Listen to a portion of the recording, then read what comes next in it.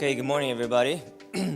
I want to thank the organizers of this meeting to allow me to speak to you this morning. It's among many distinguished spine surgeons at Tri-City, being selected to speak in front of you is an honor. And I'm hoping to take this opportunity today to talk to you about lower back. Dr. Dunlap and I split it up. She wanted to do cervical spine, and she asked I do lumbar spine. I'm going to try to give you a crash course on the lower back and how I see it as a spine surgeon, and just try to get to your level so you can understand what we do, what kind of problems we treat, how successful we are, and so that you can share that with your patients. And some of these conditions may actually be applicable to you as well. As we get older, spine disorders are very common, as you might imagine. So I was asked to put together some questions for you guys, sort of as a questions for you to answer as I go along. And I'll give you the answers a little later. But the first set of questions I wanted to ask that would have to do with just some basic information about the spine anatomy, as well as some facts about back disorders. So I started with my question with a hard one. Does anyone remember their lower back spine anatomy as to know where the spinal cord actually ends? And I say this because I get calls, or I get people tell me a lot of times, the spinal cord is this and that in the lumbar spine. I'm like, if technically the spinal cord does not exist in the lumbar spine. So I'll tell you in a few minutes or in a couple slides where it is. So what is the second most common reason for visiting the doctor? Low back pain. That's the easy one. How often can we find the reason for low back pain, however? How good are we as clinicians and as physicians to be able to actually tell you why your back hurts? And it's very little bit of the time. And that's where actually I make all my living, as you can imagine. But we don't really know why we hurt in our lower back the vast majority of the time. And it's only in very few instances where we can actually pinpoint and accurately identify and treat why you have lower back pain. All right. So some facts about lower back pain. It is one of the most common reasons why people go to physicians, and it's cited to be the second most common reason. I don't know what the first is, actually, but it's the second most common reason why physician visits occur in the outpatient setting. Low back pain affects 90% of adults at some time in their life. All of us probably at some point in our lifetime have had lower back pain. I certainly have, so it's a very common problem. Just being a human being and being alive. Annual treatment cost, very high. And this is an old fact. I think it's 10 years old, so I'm sure it's higher now. And only 10% of lower back pain, according to the information I got from one source, are actually diagnosable. We can actually get MRIs, or we can figure out where the pain is coming from. So the vast majority of the time when we have lower back pain, we really don't understand and really don't have a very good sense of where it's coming from and are able to diagnose that for you. And only 1% of the pain that when you have that lower back pain, you come to see us, is due to because you have nerve-related pain. As you may have had it yourself, or a lot of your friends or patients have had sciatica. That's a very rare event. So a lot of pain that we have in the lower back and leg pain, we just don't know why you have it. But we're going to spend the rest of the time talking about this small group of diagnosable conditions and as to what to do about it if you have that condition. Okay? So, a little bit of anatomy, lower back pain. And you guys all know the spine in the human body is split into basically 4 different regions. The cervical spine, the thoracic spine, and the lumbar spine, where we're going to spend our time. But the lumbar spine also includes the sacral spine, at least the top of the sacral spine. The L5-S1 junction is very commonly affected in spine disorders in the lower back, and we do treatments there, so we'll cover that. But here is a cross-sectional area of the spine from a side view. These are the vertebrae of the spine. There's typically 5 vertebrae in the lumbar spine, and the sacral vertebrae is the first vertebrae of the sacral spine.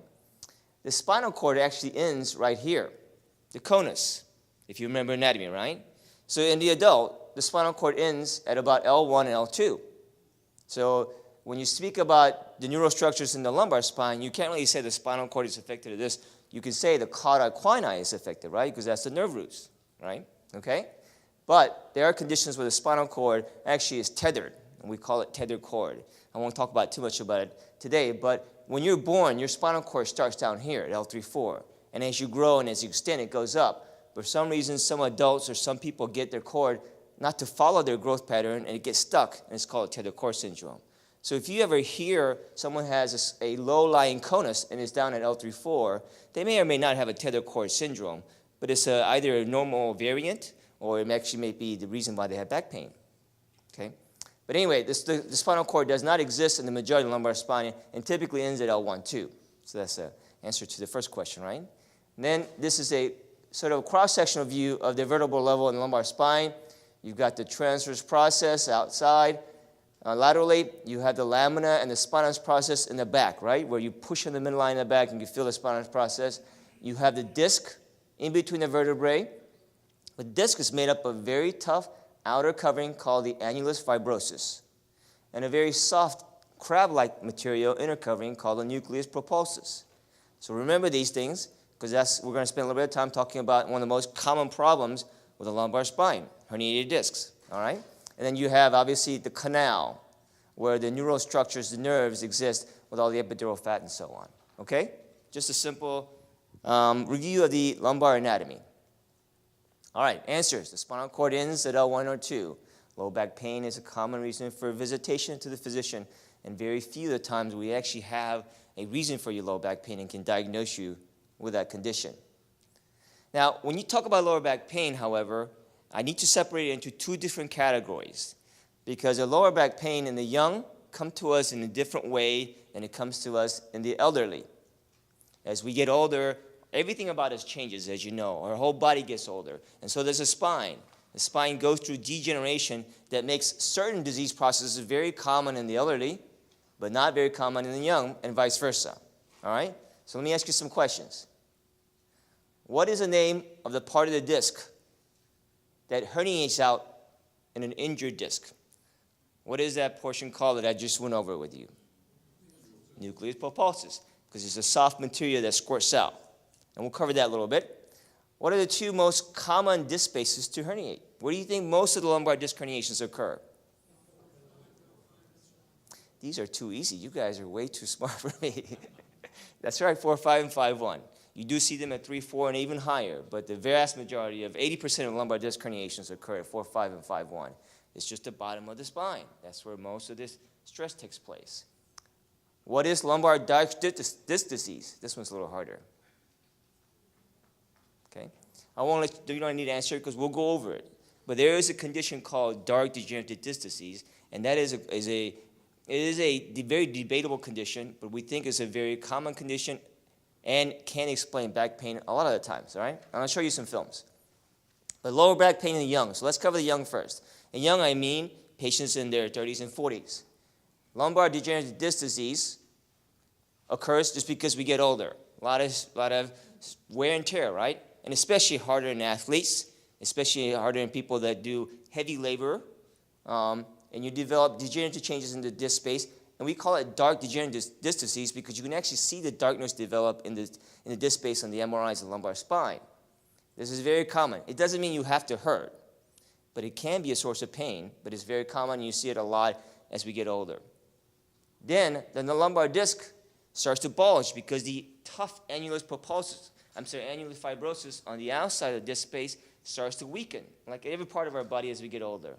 And as it weakens, the weight of the body and the disc material, the inside material, starts to bulge out. And the annulus fibrosus can develop fissures, cracks, and tears. So sometimes if you or your patients have experienced, oh my God, I twisted my back is killing me, and you come and see you get the MRI and everything looks normal, it may have just been a small fissure. It may have just been a little tear, maybe a little crack. That really can't be detected very easily on MRI, as good as they are, but it hurts like the dickens because there's tons of nerve fibers on the annulus fibrosus. It's just coated with fibers. Just like any joint in our body, we want to know where our joints are at all times. If we are too far extended, we want to hurt, right? So the disc space is the same way. And so when the disc space degenerates, the annulus fibrosus gets weak, it develops tears and cracks, it hurts a lot, and that can be a source of back pain. However, when the cracks and fissures become very big, the soft material on the inside, as you put more pressure on it, will find its way out and will squirt out. And that is what you call a disc herniation, lumbar disc herniation. So a lumbar disc injury, whether you can detect it or not, can be very, very painful. And a lumbar disc herniation, if it comes out and catches the nerve root in the right spot, gives you that leg pain, gives you that sciatica. Okay? And that's how you develop lumbar disc disease, lower back pain, and perhaps leg pain in the young population. Okay? Again, just more pictures to show you how it goes. It is a normal aging process. Okay? As you get older, the pressure is down on the disc space and it sort of goes outward. But as you get older and you develop these injuries to the annulus fibrosus and you develop cracks, the inside soft nucleus pulposus can try to make its way out. And it occurs with degeneration of annulus fibrosus, and it also occurs with degeneration of posterior longitudinal ligament, which is in the back of the spine. We just get the shock absorbers of the disc spaces becomes less effective, less strong, and does not contain the soft shock-absorbing material of the nucleus pulposus well as we get older. Okay?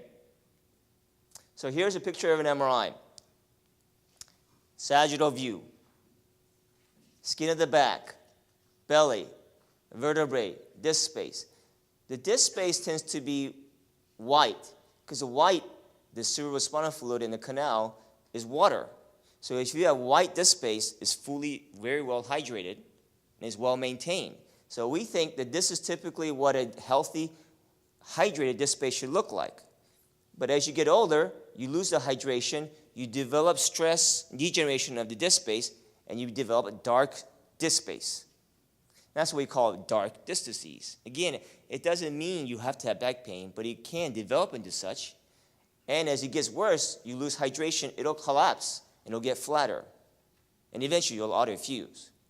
But you can see the disc bulge out here as opposed to these other levels where it outlines very nicely with the back of the vertebral bodies. You have developed a disc bulge. And in this particular patient, he actually has this very sizable shadow of a disc herniation that squirted out from the disc space at L5, S1. So the most common locations of degenerative disc disease in the young as we get older is 4, 5, and 5-1. And it's also the most common location for disc herniations. Okay? It is uncommon in the elderly because as we get older, we lose the nucleus pulposus, we lose the hydration, we collapse the disc space. So disc herniations are not very common in the elderly population. They can still have leg pain from other reasons, but the disc herniation is not usually the source. Now, disc herniation can cause compression and cause nerve pain. But if you ever had a patient, and this may be you as well, if you've had radiculopathy or leg pain and your MRI doesn't show disc herniation, doesn't mean you can't have radiculopathy and that you're crazy. It may mean just that you have chemical radiculitis. Just like if you tear your cartilage in your shoulder and it hurts like crazy because it's inflamed, if you tear the disc space, you can imagine that inflammation occurs. So the nerves that sit around it don't like it and they'll scream and yell and you'll have pain. So you can have pain in the absence of disc herniation simply from the chemical irritation and inflammation associated with disc injury. Okay? All right. You guys got all these answers right. Lumbar dark disc disease is just simply a radiographic term meaning degenerative lumbar disc disease. Okay? All right, next other question. And then we'll talk now about surgery. What do you do for surgical treatment for these kinds of conditions? What is the surgery of choice for leg pain and lumbar disc herniation? You probably heard this all the time. It's one of the more common surgeries that we spine surgeons do. If you have a herniated disc, what do we do? Lumbar microdiscectomy, right? It's a very common surgery. All right, what are the potential surgeries for lower back pain in young patients? If you are in your 30s or 40s and you got intractable back pain, you can't go to work, we can operate on you and we can get some degree of success. So what kind of surgeries do we have available today for these kinds of patients? Okay, one is fusion. You probably already know that. Okay, the other one I'm going to cover for you because we've been doing this in the last few years and we seem to have really good success with younger patients. Okay? What is the name of the lumbar fusion done anteriorly? I'm asking you now really technical questions. Okay? And I'm going to tell you I'm going to cover for you that the lumbar spine can be fused in multiple different directions. And one of them is an anterior direction, and it's just anterior lumbar fusion. And I'll show you what that means in a second, okay? All right, when do you operate, though? You don't operate on everybody that's got lumbar disc herniation. Sometimes people who have lumbar disc herniations don't have pain, strangely enough. That's rare. And many times, people who have lumbar disc herniation and even have symptoms can go through conservative therapy and do well and not need surgery. To be perfectly honest, if 10 of you guys came to me with lumbar disc herniation, I probably end up operating on 2 or 3 of you because you'll fail conservative care and come back and see me. But the vast majority of lumbar disc herniation and radiculopathies can be and successfully treated with conservative care. All right? But when do you operate on them? So this is when I operate on lumbar disc herniations in the young patient. They have difficult pain, very bad pain, that does not respond to conservative care. And I try to wait at least 3 months. Okay? All right? And I try to give them some time, 3 to 6 months. If there's any profound weakness, I try to push you into surgery because I don't want you to have residual weakness afterwards. Foot drop is common at 4 or 5, and I don't want you to have a foot drop. So if you do have weakness, and especially if it's profound, I try to push you into surgery, although I've seen patients without surgical treatment get better on their weakness because it just improves. The nerves will heal. All right? Lumbar microdiscectomy is an excellent surgery for this kind of patient. It's 95+% of the time you'll love your surgeon because you'll be like, oh, my leg feels so much better. Your weakness may improve. It's a very good result, okay? However, as with any surgeries, there's always problems, right? There's sequelae and things you've got to deal with afterwards. 15% of the time, patients who have lumbar microdiscectomies, even if you're successful, will go on to will develop back pain because it's not necessarily because of the surgery, but the surgery contributes to the fact that you've got lumbar degenerative disc disease and you've weakened that spine somewhat, even with a minimally small opening, and you've taken out some disc material, so you'll go on to develop problems with that level, and you may develop intractable back pain. It's a minority of the patients, but it's still a real proportion of the patients that may go on to develop back pain that, again, if they can't function because the pain is so significant, they may need to go on to have surgical treatment for that. So what do we do for patients that are young that need surgery? There are 2 types of surgery I would propose to a young patient. One is the old-fashioned lumbar fusion surgery, and we'll cover that.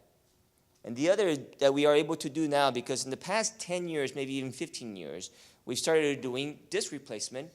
As orthopedic surgeons are doing hip and knee replacements, we can replace disc. It's not the same, but it is the same idea in the sense that it's motion preservation. And so we do have artificial discs that we use in the lumbar spine and can get very good results. And again, in a young patient, good bone, motivated, that have one level problem, our results are actually pretty darn good. Either way, with fusion or artificial disc, I would say it's easy to quote 80% good results in the right young patient that has the right indications to get good treatment for that very difficult intractable back pain that either develops de novo or comes to you after you've had lumbar disc surgery once or twice. Okay? So let me see if I have some pictures. This is the artificial disc. At this time, there's really only one disc out in the market that is probably the best. There are other companies that are coming with their disc into the marketplace, but this is a disc called the ProDisc L. It's made by Lumbar Spine, Johnson & Johnson, and now they're combined with Synthes, but it used to be Synthes disc. And this is a disc that goes in with a keel into the vertebral bodies with a polyurethane sort of round dome in the middle. And this is obviously an L5S1 discectomy, L5S1 artificial disc replacement. And again, the idea is to preserve motion. And so we feel that when you're younger, you're still motivated, you're still working, you need motion. It's actually a pretty good technology and pretty good treatment. And we're able to get patients well and back to work I think it's actually quicker than fusion surgeries. But nevertheless, it's not the only treatment because if you can't get the disc replacement surgery, and there are criteria you need to meet, not everybody that's young, not everybody that has single-level disc disease should get the disc replacement surgery. There are certain things we have to rule out. But if you're not able to get it, sometimes only because of insurance reasons, because we're still fighting with insurance companies to get the disc replacement surgeries approved. But if you can't get it, there are different ways to treat it with fusion. So I'm going to cover with you the different ways that fusion can be done in the lumbar spine. One of the old-fashioned ways we used to do it is just simply posterior fusion. We go in, we do the work we need to do, and we throw some screws and rods in there, and throw some bone around the spine and try to cause fusion to occur. So this is just posterolateral fusion with pedicle screws and rods without actually going into the disc space. So this is just posterior fusion, posterolateral fusion. But when we were doing that, our fusion rates weren't that good. You get maybe 70%, 75% fusion rate. So as time went along, we spine surgeons figured out, let's go into disc space and let's scrape out all the disc, and let's put something into disc space. Let's put some bone in there and try to fuse actually this vertebrae to this vertebrae directly. So this is simply posterior lumbar interbody fusion. We're going to the disc space. And then we put obviously this instrumentation in the back to assist in the fusion. So this is a posterior lumbar interbody fusion. But again, as I told you, there's so many different ways you can get to the spine. So if you say to yourself, actually I want, because these are little grafts, these are not very big.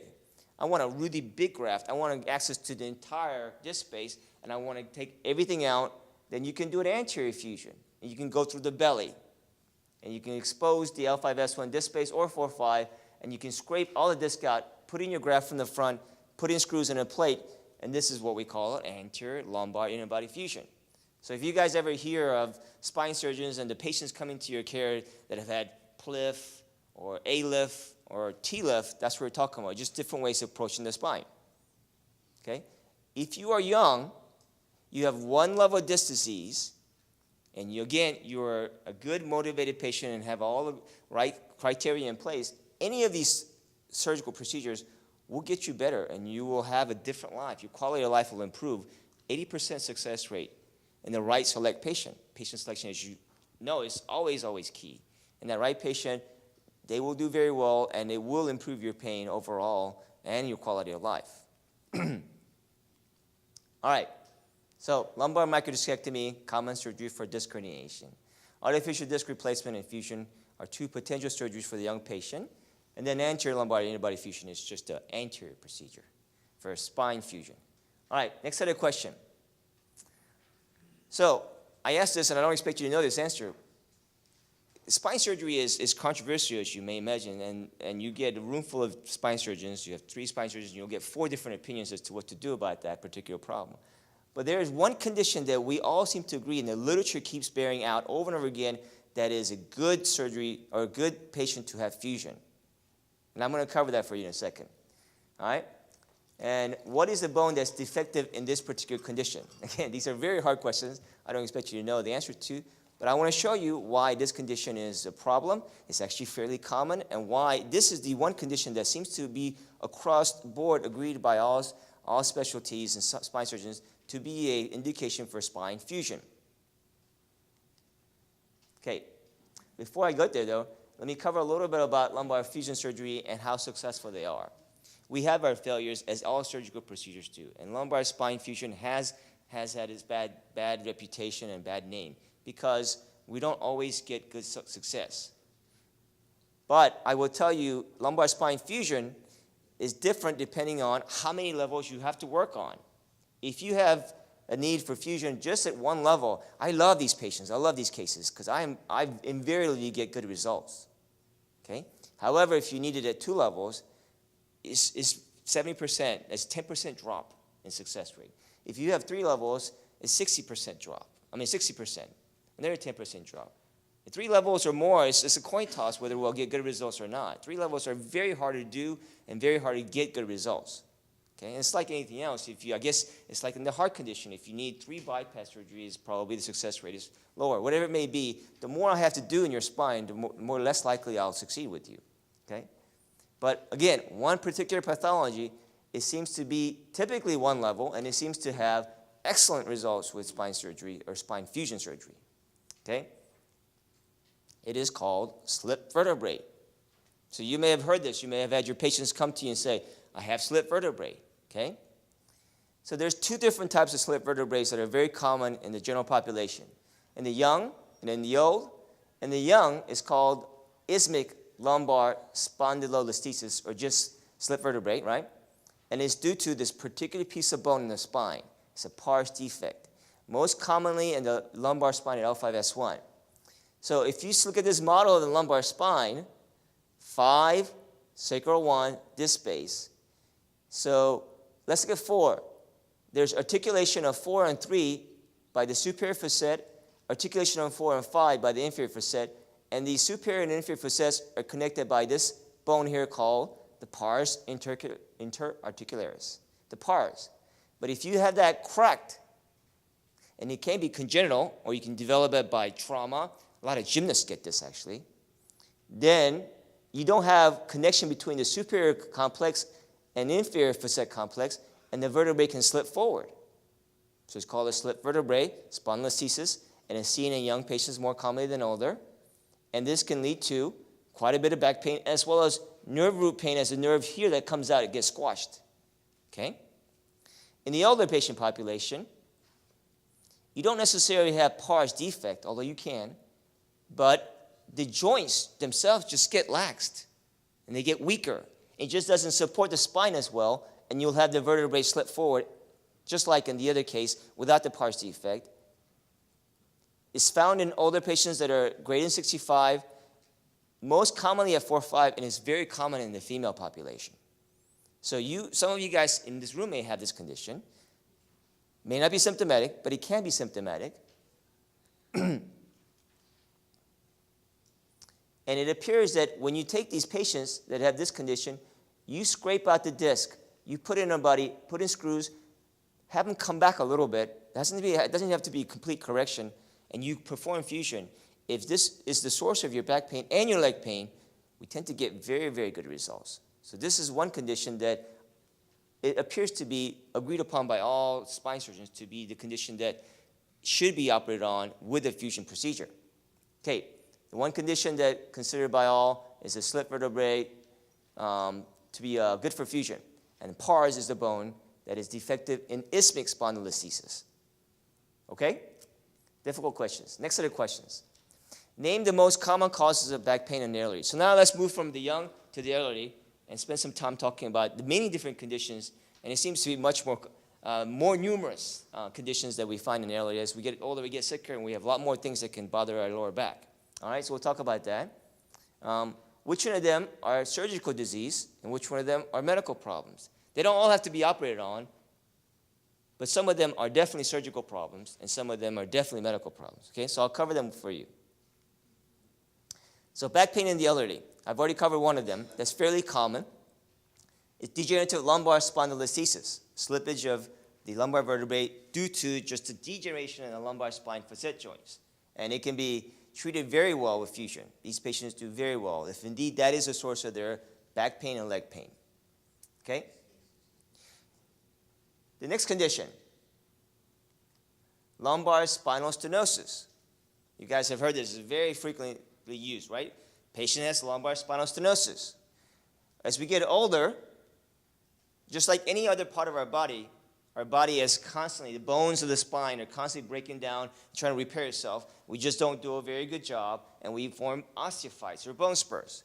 So you get these bone spurs in the back end of the vertebral bodies, and they go back into the canal and cause compression of the thecal sac and the neural structures. The ligamentum flavum and the facets on the outside all also hypertrophy, and you get a circumferential compression and circumferential lumbar spinal stenosis.